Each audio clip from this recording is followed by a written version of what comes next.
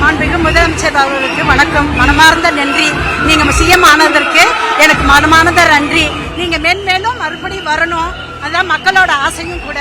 அதே சமயத்துல மக்களுக்கு நல்லது செய்யணுங்கிறது உங்களோட மனப்பூர்வமான இது.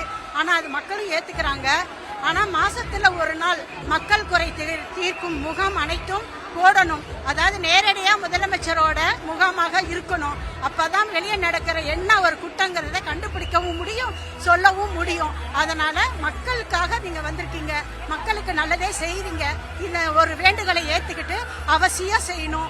உங்க குடும்பத்தையும் நல்லபடியா பாத்துக்கணும், அவசியம் நல்லபடியா எல்லாமே செய்யணும். இதுதான் எங்களுக்கு மனமார்ந்த நன்றி.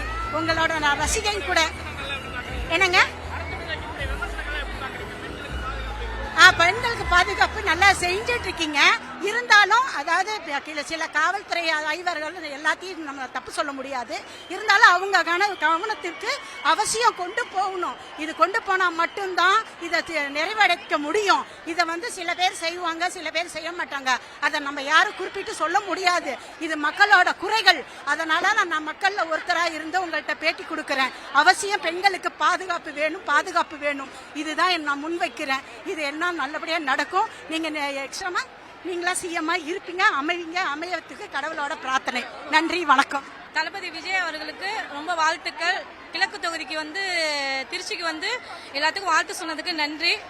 இன்னொரு கோரிக்கை என்னன்னா, சிறப்பு காலவரத்து ஊதியத்தில் இருக்கிற அரசு துப்புரவு பணியாளர்கள் எல்லாருமே சிறப்பு காலவர ஊதியமாக தான் 12 வருஷமா வேலை பார்த்துருக்காங்க. அவங்க எல்லாருமே காலவர ஊதியமா மாறி ரொம்ப கஷ்டப்பட்டிருக்காங்க. அவங்களுக்கு ஒரு காலவர ஊதியமா மாற்றி சம்பள வசதி கொடுக்கணும். அதே மாதிரி எல்லாரும் கஷ்டப்பட்டு இருக்காங்க. அதே மாதிரி பெண்கள் எல்லாருமே ரொம்ப வறுமையில இருக்காங்க. பரவாயில்ல, சந்தோஷம். எல்லா விஷயமும் செய்வாருன்னு நம்பிக்கை இருக்கு. போதைப் பொருள் எல்லாத்தையும் ஒழிச்சிருக்காரு, டாஸ்மாக் கடையும் எடுத்து மூடி இருக்காரு. பரவாயில்ல, இன்னும் கொஞ்சம் மென்மேலும் இன்னும் செஞ்சா இன்னும் நல்லா இருக்கும். இவரே முதலமைச்சரா வந்ததுக்கு நன்றி.